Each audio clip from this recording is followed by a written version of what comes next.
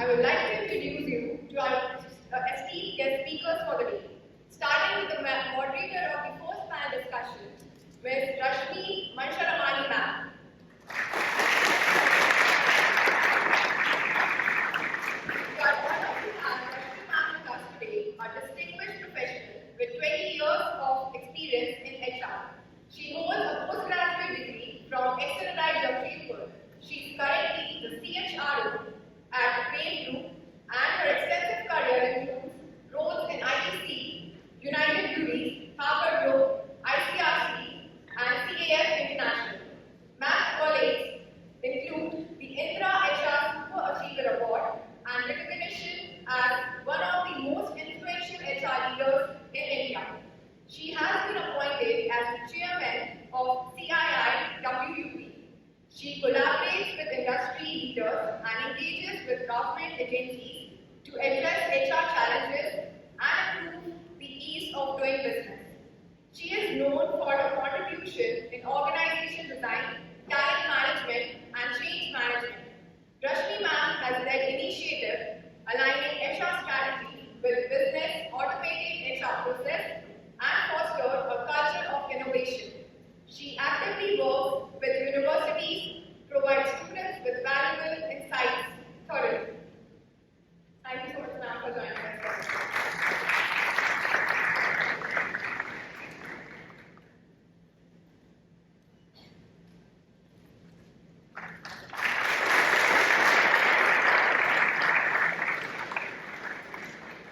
Coming on to the panelists for the day, we have Mr. Rajiv Naithani with us. Sir is a Chief People Officer at Infogain, spearheading transformative HR strategies for over 5 years.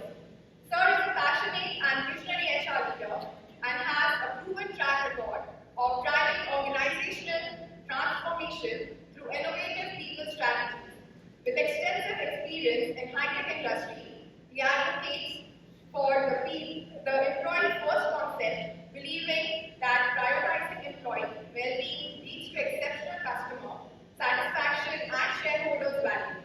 His expertise encompasses diverse HR risks, including people strategies, cultural integration, M&A management, high performance cultures, leadership development, and fostering HR maturity. He also publishes articles and blogs on a wide range of HR topics, showcasing his expertise and passion for continuous learning and knowledge sharing. His career milestones include being the youngest country head at 3 esteemed companies. His exceptional contributions have earned him prestigious recognitions, including Global Logic's Best of the Best CEO Award and Young HR Professional of the Year at the 5th Asia Best Employer Brand Award. Thank you so much, sir, for joining us.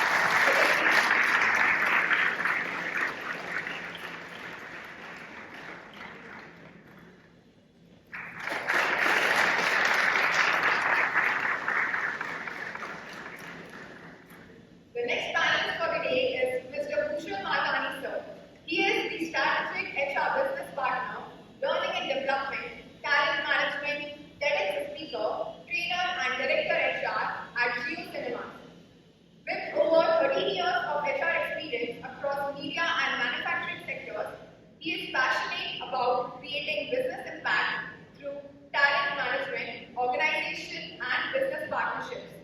As the director at Viacom18 Media Private Limited, he leads learning, talent management, and impactful organization projects. His career at Viacom Group, Entertainment, and Godrej highlights his skill in talent management, performance appraisal, and competency-based HR. Educated at Jamshedpur and PESIM, he also shares knowledge as a visiting faculty on training, performance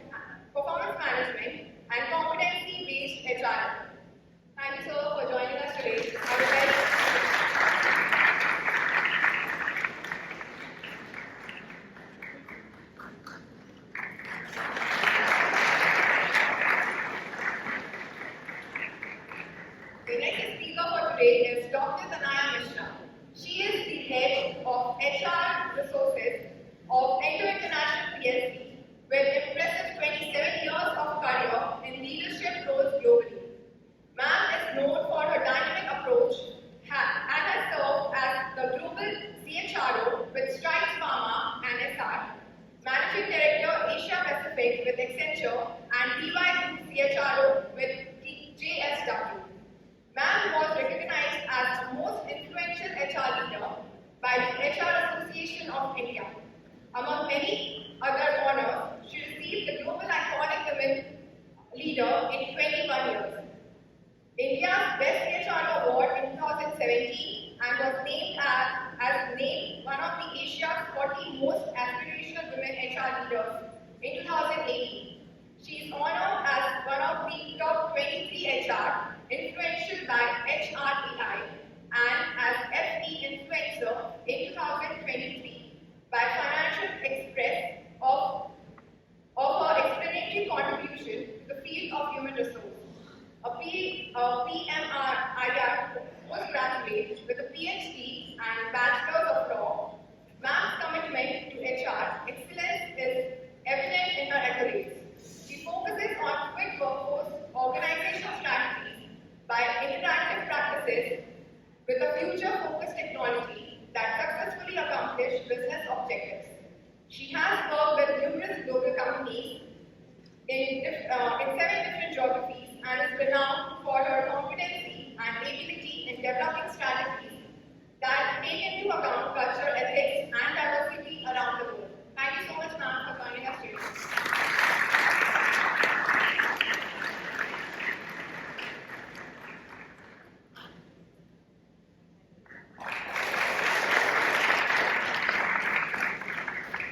Now coming to the last panelist for the day, Dr. Bhanukumar Parmar Sir.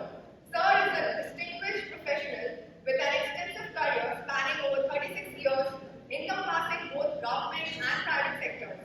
He possesses a remarkable attitude for supporting business objectives and strategies through innovative and digital resource architecture. He has held pivotal roles in prominent organizations such as Bharat Petroleum, Reliance Industries, Reliance Communications, and currently serves as a Senior Vice President at UltraTech Cement. In recognition of his exceptional contributions, Sir has been honored as one of the top 100 great people managers in India by GMI in 2023. His fundamental belief in lifelong learning, which is exemplified by his qualification and dedication to sharing knowledge with people, underscoring his commitment to continuous growth and development. His exceptional qualifications, extensive experience, and continuous pursuit of knowledge have uniquely positioned him as a thought leader in the field of human resources. His insights and expertise make him an ideal voice to inspire and guide professionals seeking excellence in HR practices and organizational development. Thank you so much, sir, for joining us today.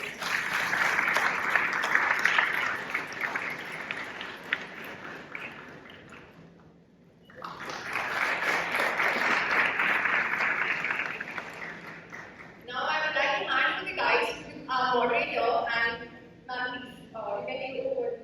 Should I speak from here? Ma'am, yes, ma'am, okay.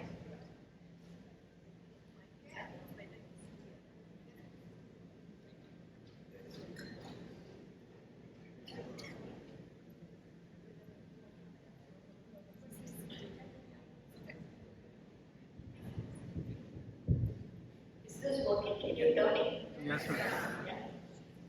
Good morning to all of you all. Good morning to the faculty, distinguished guests. So nice to be here, and I'd like to thank you on behalf of all my distinguished panelists. We're really looking forward to this session today. We've got 60 minutes, and let's put it on fire.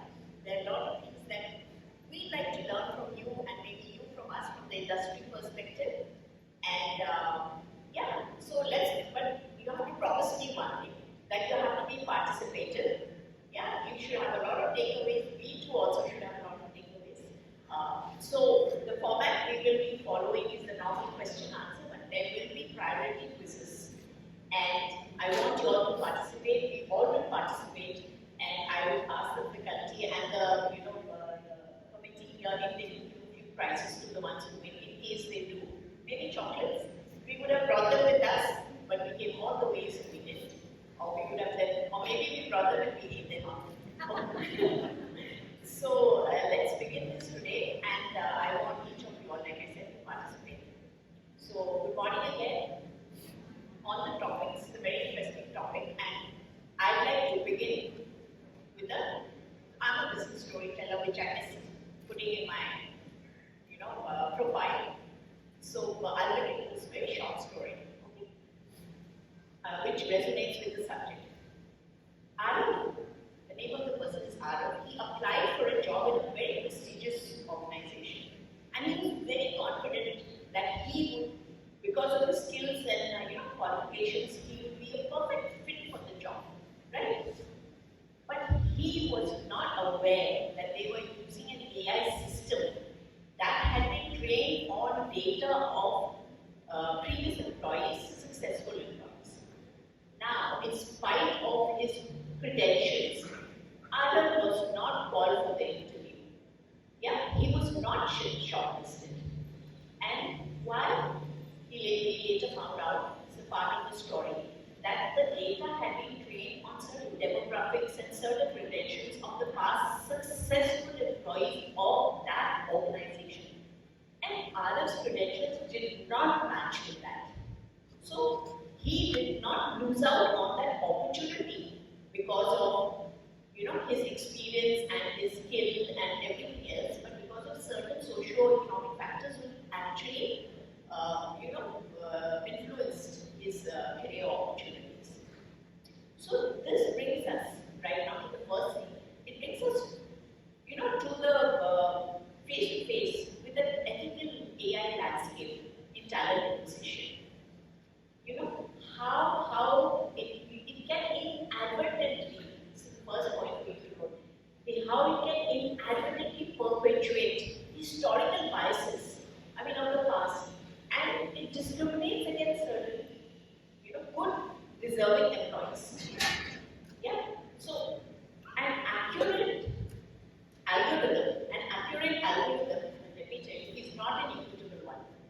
So, what we need to do, this is for us who use AI systems, is that we should look beyond the data. So, it's all about data, let me tell you. We should look beyond the data and actually do the story behind the data. And we should ensure that decisions, like Matt was saying, it's all about decision making, which is an important part of decisions, are really based on fairness, the transparency, and all that. We should make sure that. And so, what should we do now? What is our role? Our role is to our ability. I'm talking to corporates now. We come to your part too. It's our ability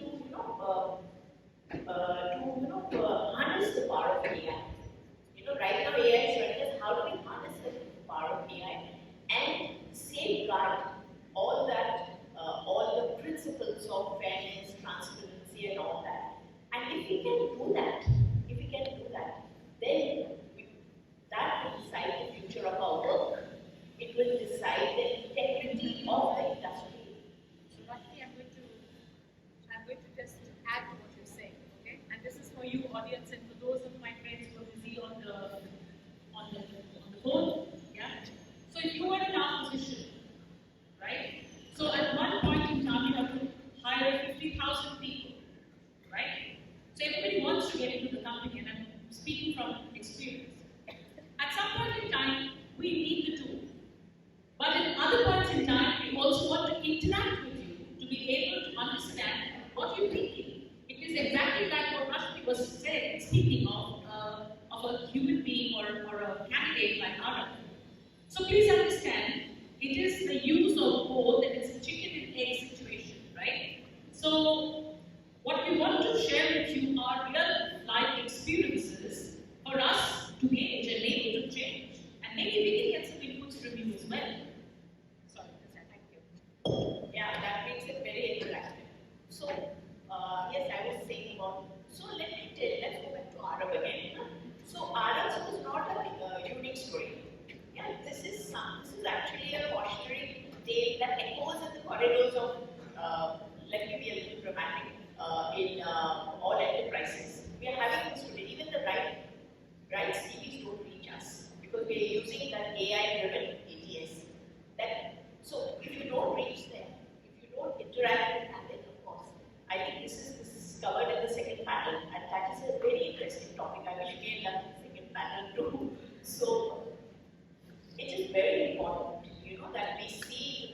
judgment part is very important. And what is being done right now is that we are totally going to AI, will it totally eclipse human judgment? That is one question. Or do you think there will be a partnership between human initiative and machine efficiency? That would be ideal. If you have a club of both of them. So, see, first of all, it's all about data we are talking about. Second, we are talking about technology that's taking us forward. It's an unwavering force. Now, AI is going to come. There's no way that it's not going to be embedded anywhere. But ethics embedded in AI is important. That's the subject you have chosen. It's very, very apt. Number one, kudos to you. Number two is that, it is being incorporated by every organization. So it's not an afterthought. It should not be an afterthought of incorporating ethics into AI. I will leave you with two questions before we start this discussion. The first one is on that what are we doing? Right now we talk about ethics. We are trading privacy, for a good job match. But is it really worth it? Is it really worth it? This is a question for all of us.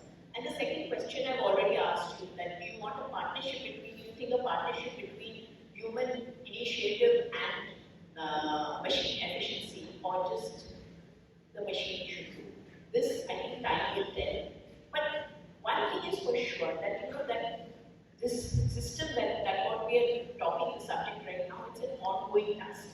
It's a vigilance that we will require. It's an ever evolving. It's not a one-stop task. We have to keep on doing it. As long as we do it, we will not land into an ethical debt. We'll speak about ethical debt. I don't know how many of you all know about ethical debt now. Maybe we will discuss and say what you know about technical debt, but ethical debt is becoming very important right now. So we'll begin this conversation. Come along with me and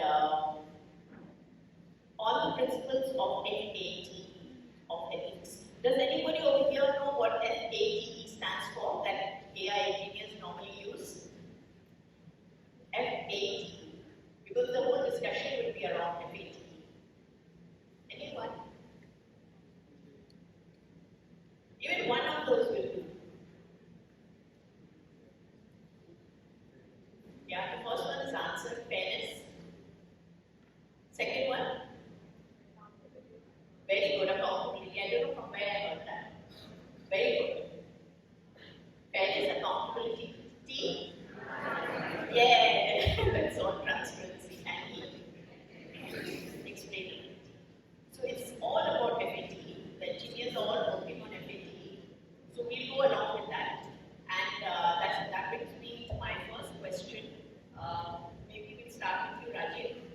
So as more and more AI being incorporated by organizations, ethical issues, ethical dilemmas are becoming important. How do you think it will evolve in the next 5 years? Let me give it a big timeline. And how and what precautionary measures we are already taking, and how should we be taking them further? Can you hear me? Thank you. Rashmi, 5 years is too long. I don't know if I'll survive the corporate life.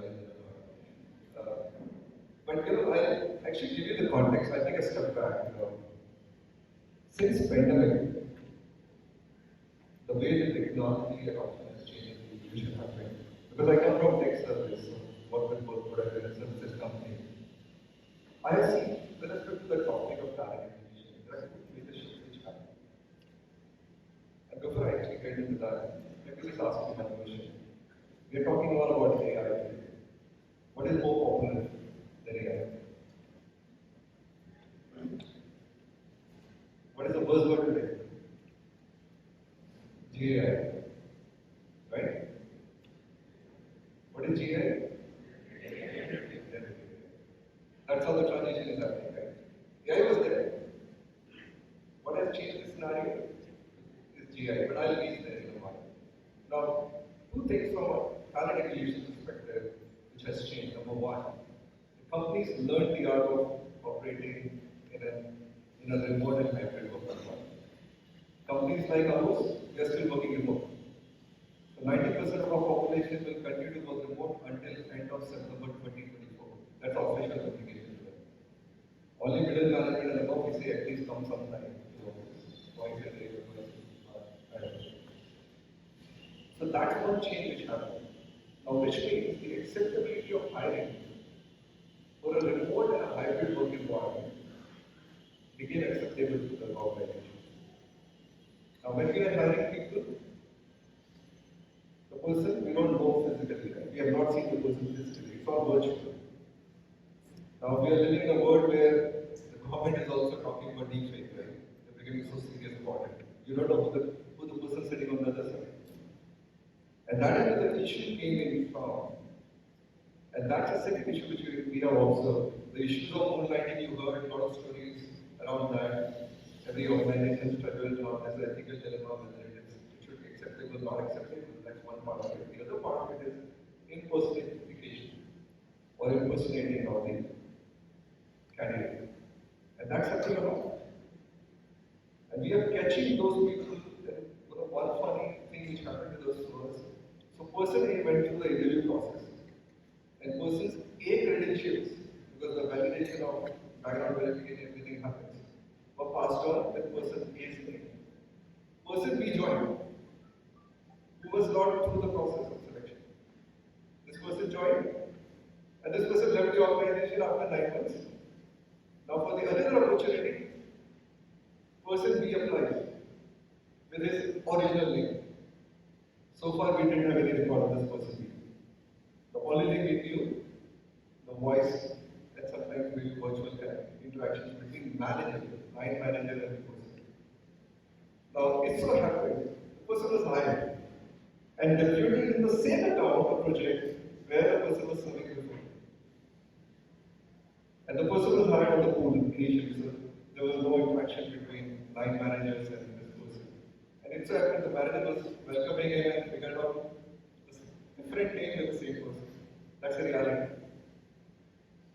So these are our challenges. Now when we talk about AI is there to help. Clearly. Now when we talk about ethics to AI with respect to talent acquisition, we look at ethics from the lens of morality, which we have defined what is good, what is not good, what is acceptable, what is not acceptable, what is fair, what is unfair, what is transparent, what is opaque. That is where we define ethics. Now, different people may have a different definition of ethics. Now, when you give offer to a candidate, and if candidate declines, you say the candidate is unethical. The candidate says that when I'm in an open market and I've got a better offer, why would I not join that company? The definition changes. So, ethics is always looked at from a lens of morality of each individual, right? Which is very different. Now, in the organization context, your ethics is being consistent and fair. So, what is happening is, when we are adopting AI, and in our case, how did we apply this? Number one, in technology companies, particularly in services space, when you are hiring people, the first source of hiring is internal sourcing. Because there are a lot of people sitting on the bench, but the people are waiting for the work. So when the requisition is raised by the hiring manager, it goes to the resourcing function, or resource management. So initially it was such a mammoth job to figure out among hundreds of skills, how would you find out which skill match is the absolute match for this requirement? Gone are those days where we used to say there's a vanilla skill and there's a premium skill. Today, I'll tell you in our company, because we have hundreds of skills, what we have done is we have created a talent cube, which is a composition of skills, experience and proficiency. And there are 80 talent cubes we have. And to help CND, we have further classified them into 4 different categories of premium categorization. But now when this requisition comes to resourcing, what resourcing does is, they actually use the AI tool, which is trained to give you results based on the query which you are putting. Now it gives you the match on the profile based on JD, based some of the research which you have put in the system. Now that's designed in a way that we say any skill match, any experience, proficiency, background, if that is 60% plus match, the profile should be recommended to hiring manager. That's the adoption we have already done. Now, second stage comes when we go out for hiring. Our ATS is actually, it has inbuilt AI system to it, which actually kinds of again do the profiling of the candidates who come on you. One thing which we have not done, but some of these solutions which exist in the market, so that is, you actually, the AI will actually recommend to you that these are the profiles, this is your past records, will be more successful from a stay in the organization perspective, more successful in terms of their longevity comes with the organization. So those tools also do exist. Now that's a scenario which exists today. What will change? I can't talk about 5 years. But what I foresee is, because of the GAI, and I'm also bringing the element of ethics which Rashmi brought in on the topic.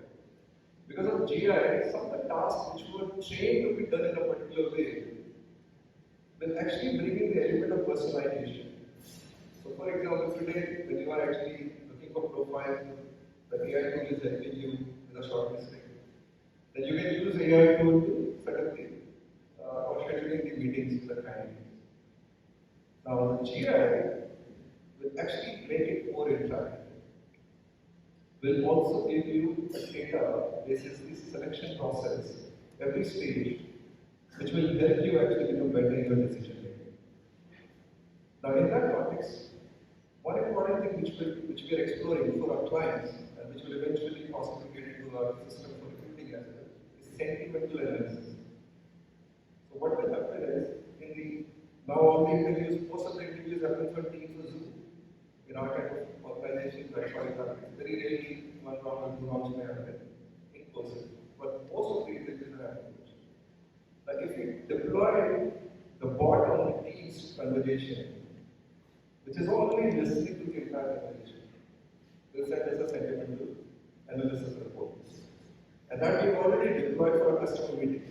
But before that, the ethical thing is declaring it to your customer that we have a bot which will help us become better.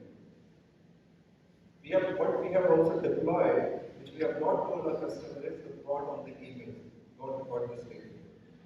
So on the emails, when the email drops are coming from the customers, the bot tells us the sentimental analysis of those emails, whether the customer is feeling positive about ongoing relationship, negative, or so on. The challenge there is, because it's not human, right? The human intelligence is superior always. Sometimes it takes the words in a way that even if customer is saying, while I think this is not happening well, but I really admire the way he has pulled himself and done it well. So it will actually pull the customer saying it has not happened well, and it will make it as red. For example, if I bring color code, where the statement didn't indicate that. Maybe it's more positive, neutral to positive. Right? That's what the AI feels right now. And I think gradually as we adopt this more, it will become better. The same thing can happen with candidates, right? When candidates get into that process, you have a better opportunity to actually make it work. The important thing is, from ethics perspective, make it clear to the candidate that this is the way you are making the system. Now the second thing which will happen, and I'll actually take it back with what Rashmi was talking about at the beginning, that you will have inherent bias because the system is trained based on the past data.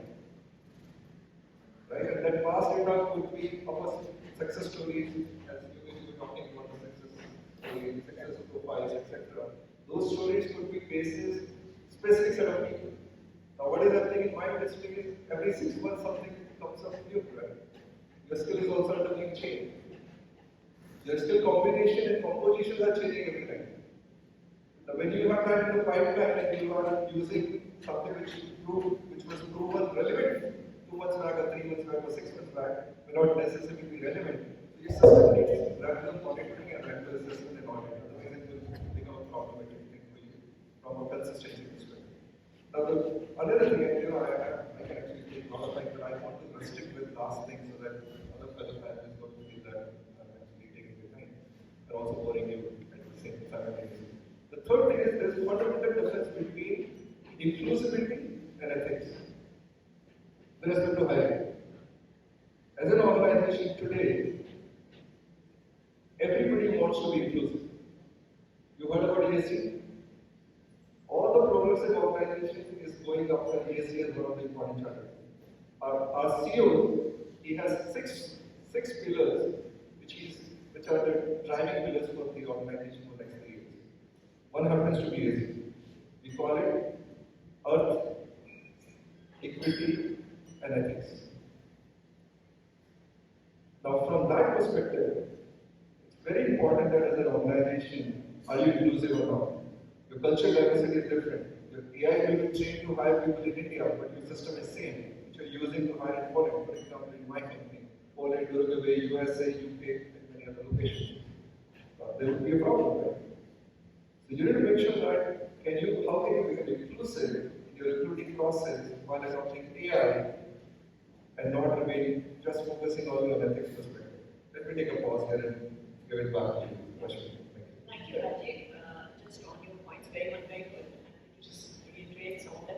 So I'm sorry, going to change the format of this discussion. Let's get into Chris.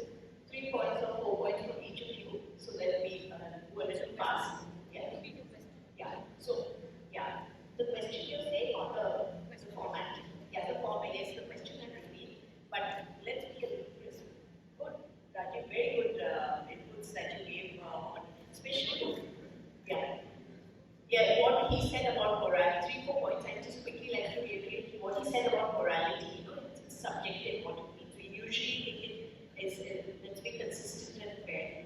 You also spoke about those talent skills. You have 80 of them that you have mentioned in your organization. I don't know how many of each of you all have, in your organizations. Maybe you mentioned. We've just got in our organization. We've got something called future future skills. Those future skills are adaptive agility and resilience. This is the 3 things besides the domain knowledge. It's called future fluency. We call it FFM. These are the things. And besides that, you spoke about sentimental analysis, which was also very interesting. Yeah, something. Thanks a lot, but let's be crisp. The question is, as AI becomes more embedded in the TA process, AI is getting embedded in the TA process. How do you see the ethical landscape, evolving in the next 5 years? He didn't want to speak about 5 years. You can speak about 10 years also. Doesn't matter, or 2 years. And what second part is even more important than the first part is what proactive measures we should be taking right now, and we are taking already. Your organization, or you think anybody else? Maybe we'll pass it. I'd like you to. Can you hear me all right? No. Can you hear me? Yes. Okay. So, all of you sitting here, I don't think AI will affect you so much. The reason I say that is a lot of, there are several things that you have to change, but let's understand.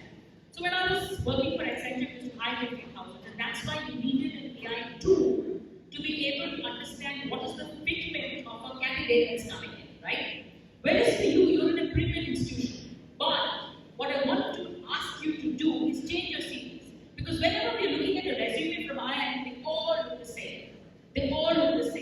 So what happens is for a recruiter, and I'm not talking AI, I'm talking nuts and bolts of you getting into a premium institution and what is it that we need to do. I think it is more relevant to you over here, and I think that's why we got here. So to give you nuggets, right? So make your resume in a manner which stands out, right? Because today you have tools to be able to understand. We run algorithms, and I have worked with big data, predictive analysis, to be able to predict what kind of trends are going to come in, right? But for you who are sitting in premium institutions, what you need to write into your CVs is the uniqueness. Yes, your organization or institution gives you a template or a format for you to be there as a suitable candidate. But if you want to ensure that your CV gets noticed, you have to have those experiences and work around your networks.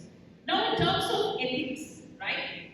Now, I don't think that when we are hiring, I don't think any person who's coming, because please understand that a business organization really works very hard in the back end to be here to hire you, right? So I remember we used to work 1 year before to be able to identify what kind of students we want, what are the competencies we're looking at, what stream are we looking at, what is the JD. So we do design thinking in the back end to be able to get sharp talent into the organization, right?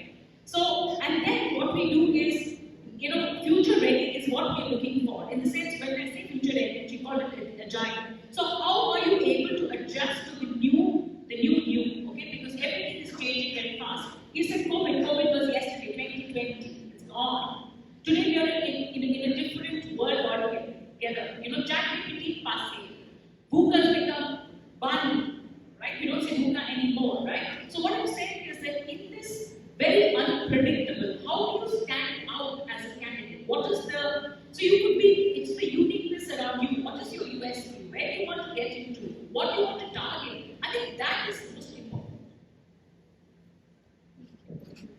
That was so wonderfully said. Chris went to the point, very present. And what very relevant point for you is that how do I make my CV stand out? Yeah. And this, I was speaking to one of the top voters last week. This related to your thing. He said, how do we make so what happens is, say a person is applying for a job in Salesforce. Yeah. He's written a very nice CV and he's from the best college based school. But he does not write the right keywords that you mentioned in the right place. So this is a technical error that many students do, Yes, your CV has to be very appealing, yeah. And it has to be different. And it needs to be matched with the values of that organization which you need to work, you want to work for, employer of choice. But use the keywords, that's very important. And what you said was, yes, it does help AI in the treatment of candidates. That with the Panel-1 task, it does help.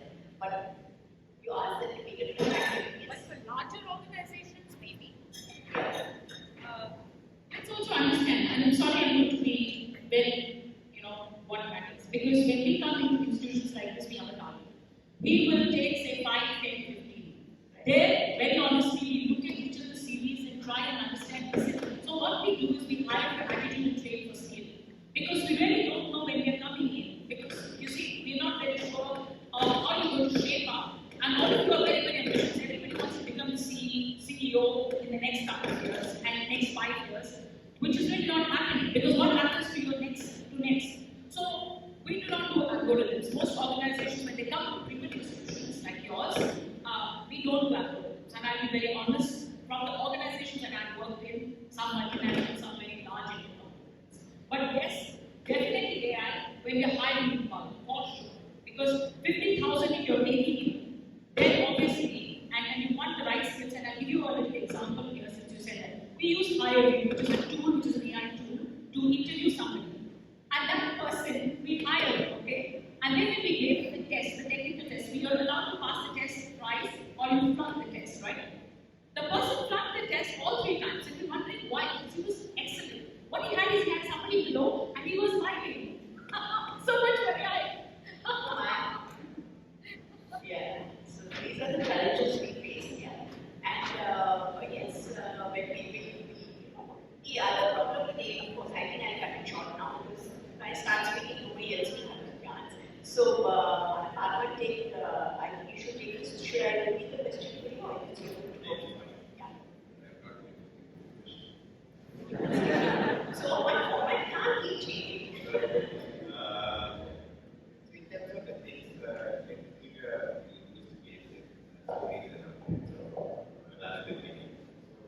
we got into our organization. So, just imagine a use case. I'll take example of leading our company. We are in 24 countries.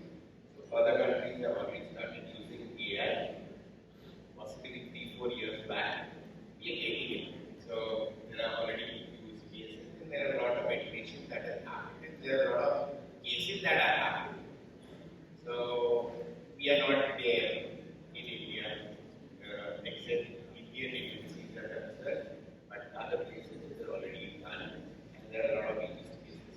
So, let me give you an example where we were talking to the international government, and the L'Oreal came as an example. So, how would L'Oreal use the ethics after the Amazon case, which you had to shut down the entire AI recruitment module because the case was filed saying that the AI is taking a decision and it's creating a problem. So they had to shut down the entire module. So what L'Oreal did was they drew from that example, they had built up an algo. And the first thing that they done is the AI will not take a decision. When it comes to ethics, you have learning, recognition, you have your own policies, Protection Act is there, there were in other places also, but you have built your own system inside governance. So that's more important. And when it comes to ethics and solution part of it, what we usually do is, the way these people have learned, is to build a task force. Like take for instance, ethics in data management areas. I'll give you an example, this gender. Maybe everyone thinks gender neutral, gender neutral. We're talking about two genders right now. You can think of and imagine other genders.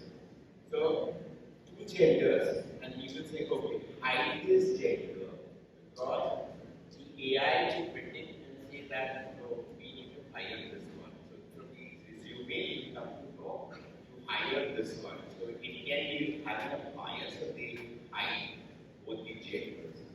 Now, what happens is that when you do this, and it's a huge case saying that the AI makes biases and blunders of when you hide it. When you don't hide it, you have a problem. We are just iterating, going through the norms, and still a long time. 3-4 years people are using. We have from LLM moved to NLP. So it's taking time, but it is moving very fast. And ethics and norms, before the government comes in, we'll have to internalize, understand, and give your data use case which I did under maybe 15 years back when I was working in Reliance. So I was taking care of entire SAP and CPM module, and we had to migrate into a different futuristic model. Now SAP doesn't implement this, but since I was in the entire team, we were watching a lot of science fiction and a lot of data that was coming in, a lot of presentations that we were looking at it. We created SAP without telling SAP and created a module which was agnostic to the future. And when the day we inaugurated and operated, it was really buffering. After 10 days of taking help from SAP Germany, we detected that system. We had built a lot of features. So when you start building systems, ethics yes, but the expectation of people is so much that aaj itna kar hi lenge, we'll get beautiful thing. So we built beautiful in it, and we thought of building that in that fashion. So don't have too much things going into it, which will create problem, and you land up into data protection, ethical problem, you will never know, because cases will come later because you are still not understanding that. So the solution here is one, and you will be solution to resolving the issue, is one, need to have a cross-functional task force. Because if only HR is doing it, you will create problems, you will not be able to understand and have a lot of iteration. Two is have cause and effect model. So do a lot of iteration, a lot of experimentation there, and see as to what data is coming out of AI, how AI is behaving. You will be able to understand and change the algos to back to change the algo. Third is have a proper governance mechanism. And give you an example. I was in a few days back in a Mercer conference, and I had asked a point blank question to Rohit Jha, CEO of Bhooshan Malkani. As to there is no governance here in AI up till now. IDEA, DBA, keeping that apart, it doesn't deal much with AI except those Mitigation Act, Contract Acts, and ITC and all those things. Keeping that aside, he said, we have inbuilt governance.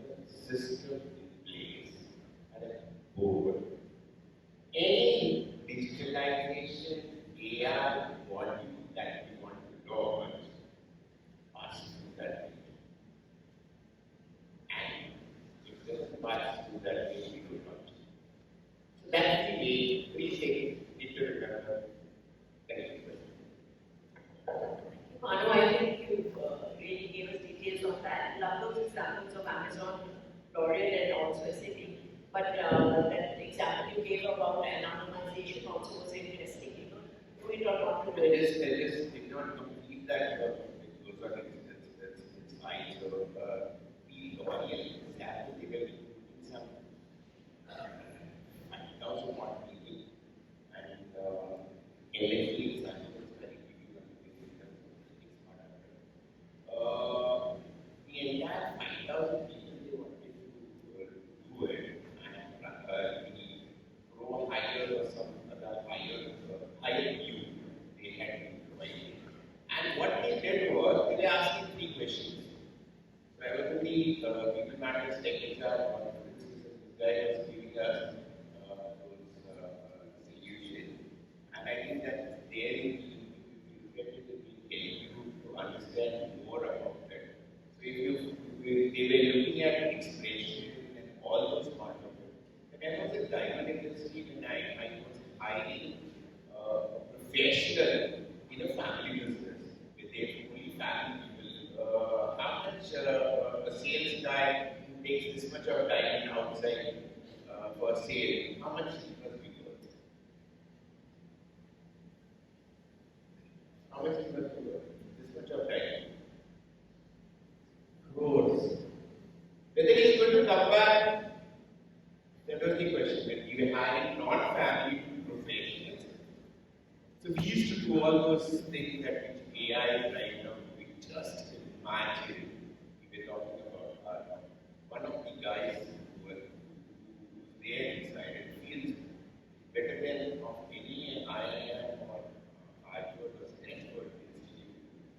Not institute, right? So,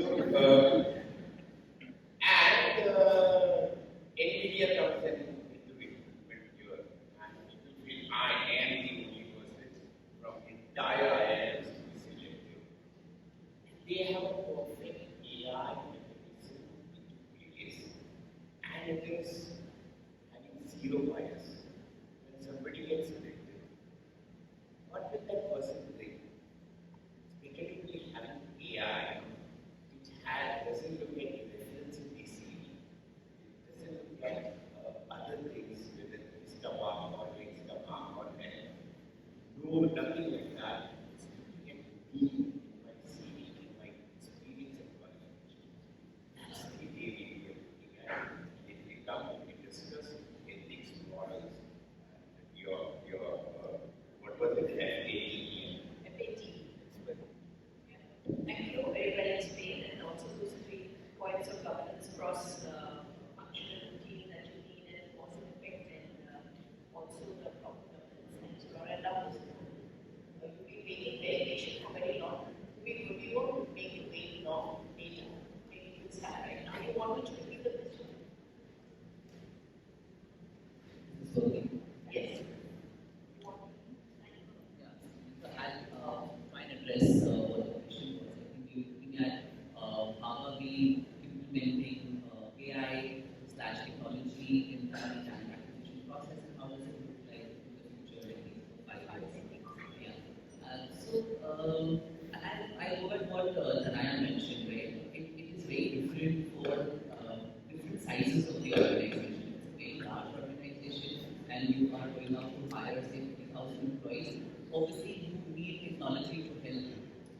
But for a mid-sized organization, say probably the one that I work with, do I depend on AI to match the JD with the employees or the candidate's experience and tell me, this is the best fit? The answer is no.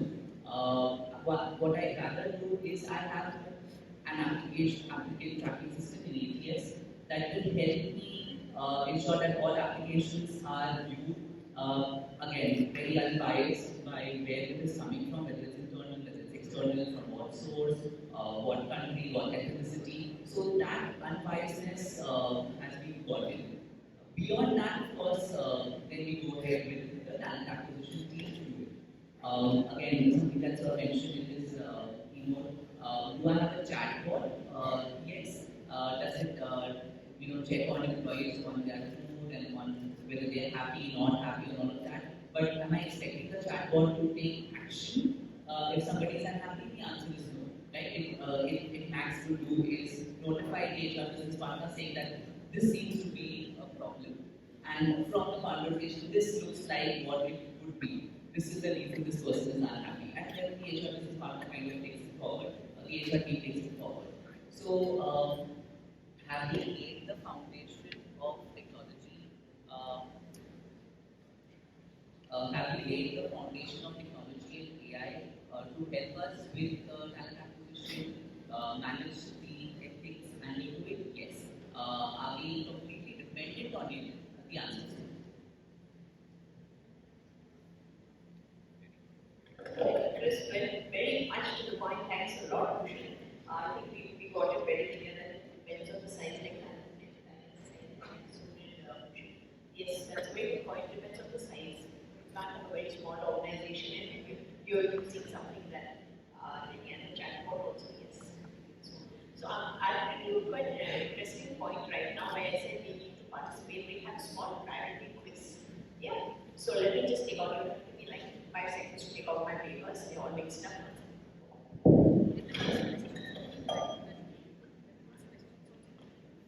Meanwhile, if you have any questions on this. So guys, if you have questions in the internet time sheet, please ask questions. 5 seconds. Short. 10 seconds.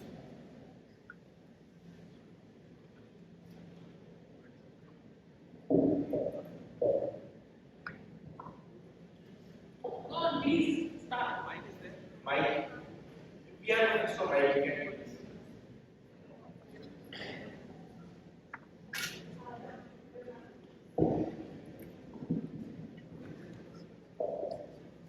And please say who you're asking.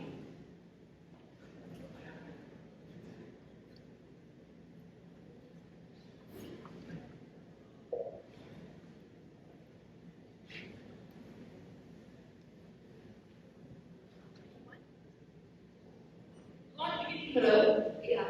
My question is to Rajiv sir. You talked about that bot that analyzes sentiments on email.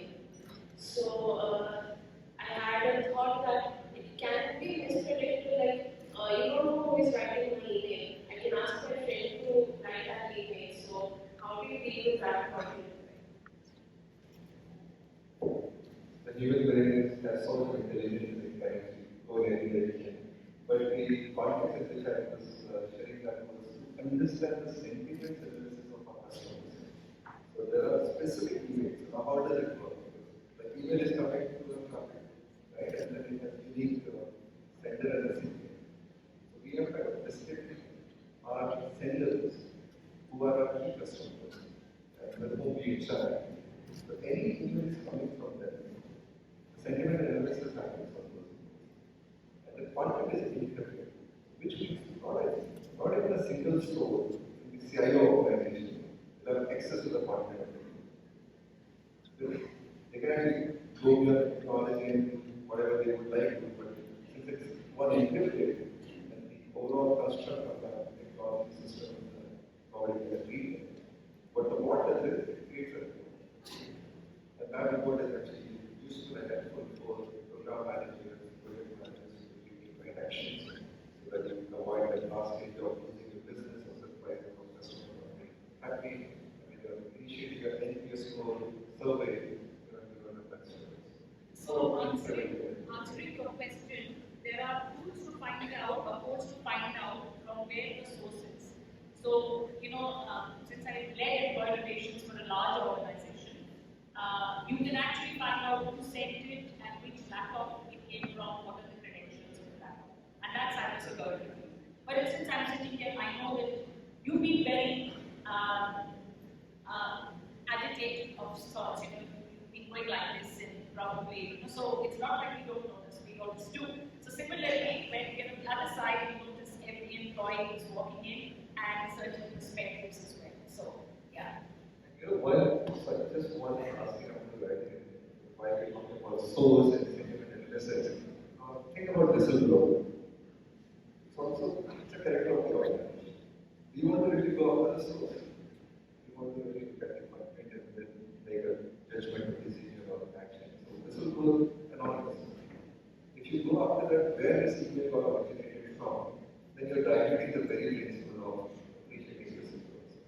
So it's also the culture of the organization. Thank you so much. But fundamentally, I don't understand it. If you're going to share your credentials with your friend who's writing an email, why are you blaming technology for anything wrong? It's like it's those people, okay, right? Pooja is going to write letters in the name of Tina, Rahul is going to fall in love with Tina.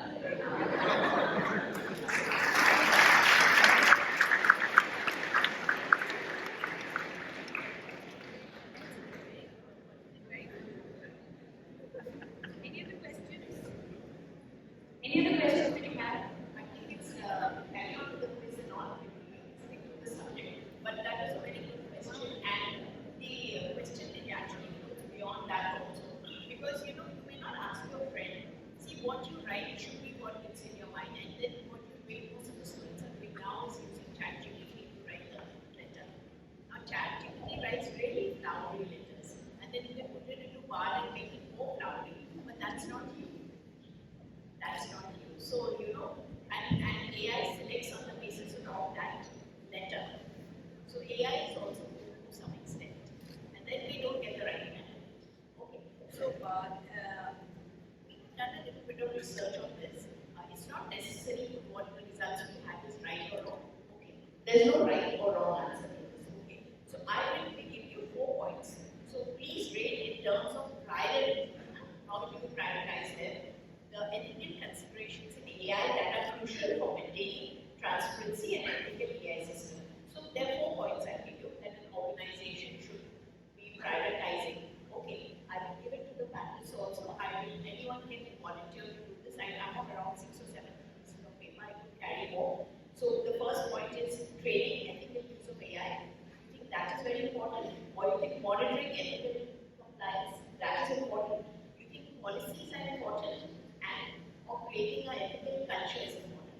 So what we did was, these questions we asked to a lot of students in these schools. We asked a lot of corporates and we collected the answers. Then, it was just an average. I will read out the answer after you done. Somebody who matches it, proud of them. Okay? Thank you. So there is just Yeah.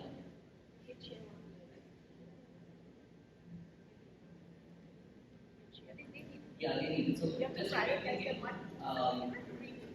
No, I'm just repeating the 4 options that they have: training, compliance, policies, and culture. What should be the priorities? What? Write down without writing your name.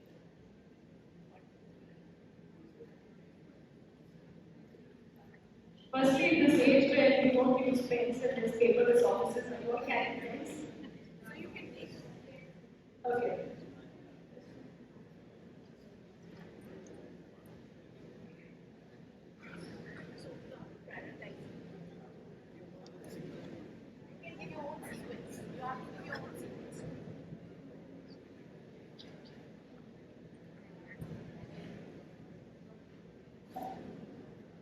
Does that make distributed?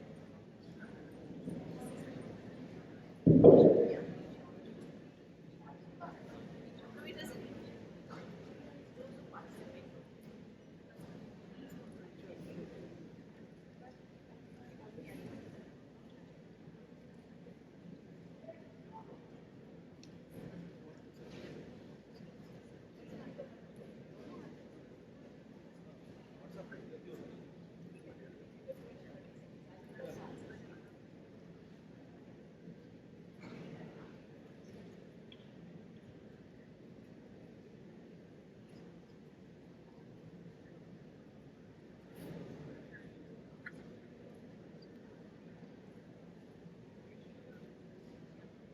Meanwhile, I think they're putting it on.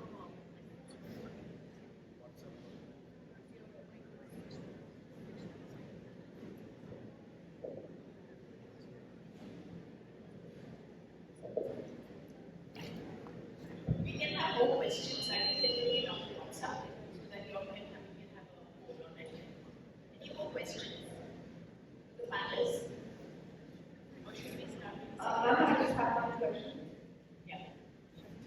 Tanaya, my question is to you. I'm here. Yeah, so you mentioned something about having our series to be unique, right? So my question is like when our initial screening actually goes through an AI, where we are picked on the keywords. And your reading does not go through there. I am talking from the best of institutions, and believe me, ऐसा होता है see because I've been to a lot of these because with 27 years and being CHRO for 22 years across different companies, I talk to a lot of whether it is KPMG or Deloitte or when we speak to these people, आते ही आप लोग खत्म ही हो जाते हैं. Okay, so interesting for engineers, yes. For engineers, who are applying to large multinationals, whether it's Deloitte, we call them niches, which is Big Pro, Infosys, TCS, Cognizant. Okay, so it's niches, yes. So that's when you really need. But for you, you are very, very privileged. In the just decide that you are the person who's going to be recruited or hired. What is it that you need to do, which is adapting to that particular organization? Not trying to force it. So do you mean to say like our initial screening is actually not done through AI? No. And first we look at, for instance, relevant experience. Okay, for instance, if I'm a pharma company, I look for a pharma. If I'm a manufacturing company, I look for manufacturing. Because what happens is we're looking at what is the uptake, readiness, how do I reduce the learning curve? Because look, otherwise, I'll be paying you at my cost to train you. Right? Paisa bhi to do. Right? So therefore, we want to learn quickly, and so therefore, what is the relevance? And then the other thing which I always tell students like this is, we hire for attitude and train for speed. You might be the best talent, but if your attitude ain't there, you will not.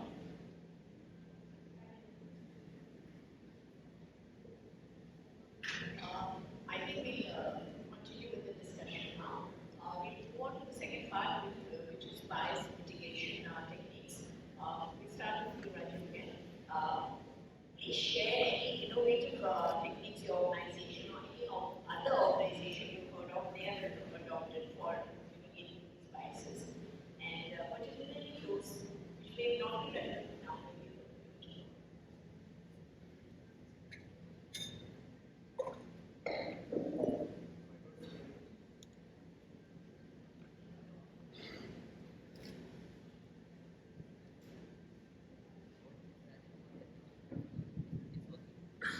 So, actually, I do not have the right example from my own organization or otherwise, but I see this bias as a problem not from a career perspective, but from a human. For example, when I look at, we have a lot of focus on this part equity ethics I was talking about from a ESG perspective. So one of the things in that is about diversity, equity, and inclusion. And we always say the diversity of a particular space, let's say gender, should be high. And I see that the object is sometimes driven by the diversity. And I don't want to take your meeting, but Accenture doesn't do. My wife went to Accenture and whole system, which is. But the bottom line is that, and that's what we end up actually getting into. The challenge there is what I see that we have an unconscious bias. As in each individual, we may have a view to talk about AI as bias, there's a discriminatory basis what it is trained on. It could be discriminatory basis of culture points. Right? For example, in India, it's easy to ask someone who poses questions as part of interviewing process and we accepted culture. But we can't afford to do that in US. You can have your class section suit against you, which can follow from a discrimination perspective. So now there's a culture context also. Now this bias can also very different. But I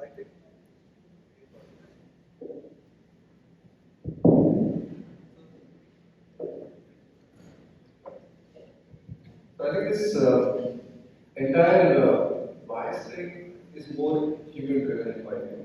We have our own biases. Sometimes it's like Johari, we don't know. Sometimes it is more basis our experiences of thinking, past preferences, personalities, motives, etc., which play out. And And so it's unconscious. You don't even really understand what plays out. So honestly, I could answer your question from an AI perspective, but I think the biggest liability is the individuals who are in this decision-making process. Thank you, Rajiv. Yeah, that unconscious bias. Sorry, the extreme bias. So, this point is very relevant. Unconscious bias, which is actually not of us. Of course, that's not about me. I'm sure our friends will also say that how do we do those biases. Okay, so Madam, you had mentioned, Professor Madam, you had mentioned that the first 15 seconds you make up your mind and then you wait for one hour. ऐसा नहीं होता है madam, हमारे पास time नहीं.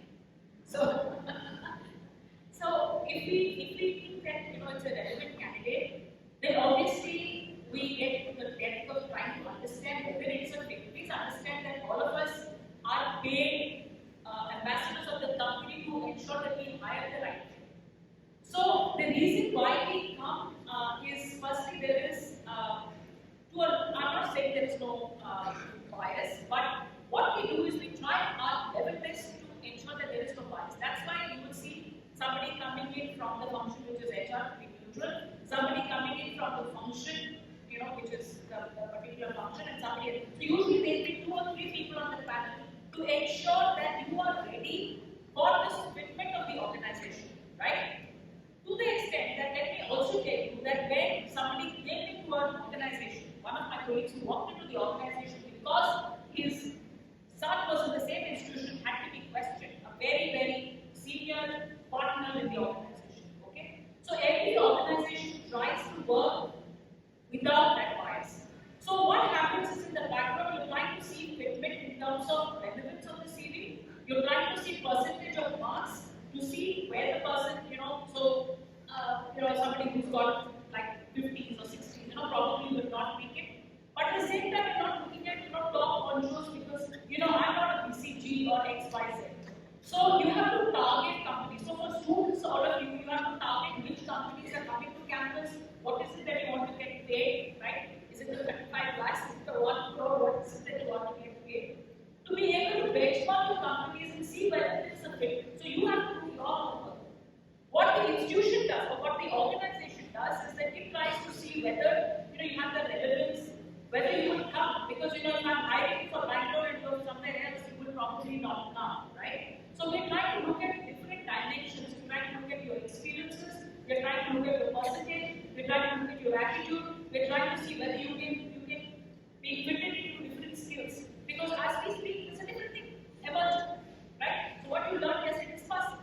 So what is your agility to be able to, equip? And of course, in the interview, when we ask the framework of questions, we then determine whether you're the right candidate. Thank you, very well said. That it's just not about marks, the attitude, the agility, the adaptability, and those questions that decide that you have to be ready for the interview like that. Most importantly, what she underlines is whether it's a fitment or not in the industry. So you yourself, when you need to apply, you need to see that whether it's that organization you would like to. So you have to do a lot of research on that. Yeah.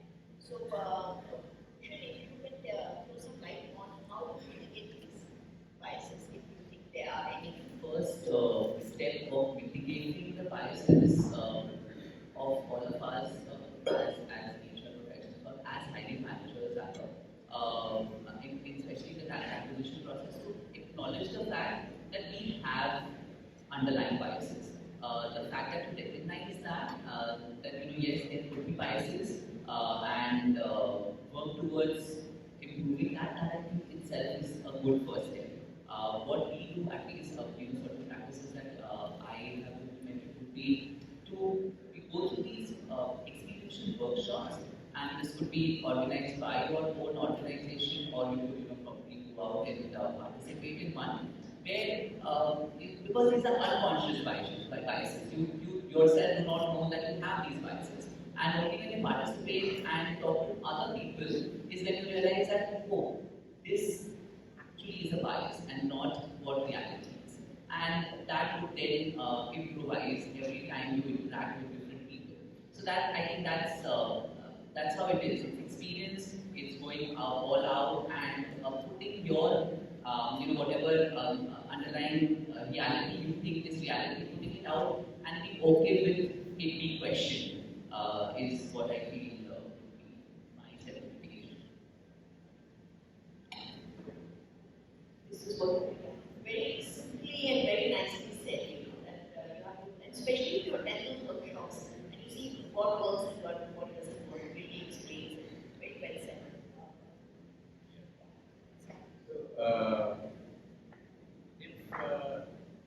Just a question. If it is a folded hand, how do you look at south part of it? What do you see? Respect. And if you fold a hand in US, what it means? Defensive, not taking it. So, in this case, when you are having a video interviewing, what prompt you will give to the AI? It's all about prompt. It's all about culture nuances. So you have to train that AI. The machine has to learn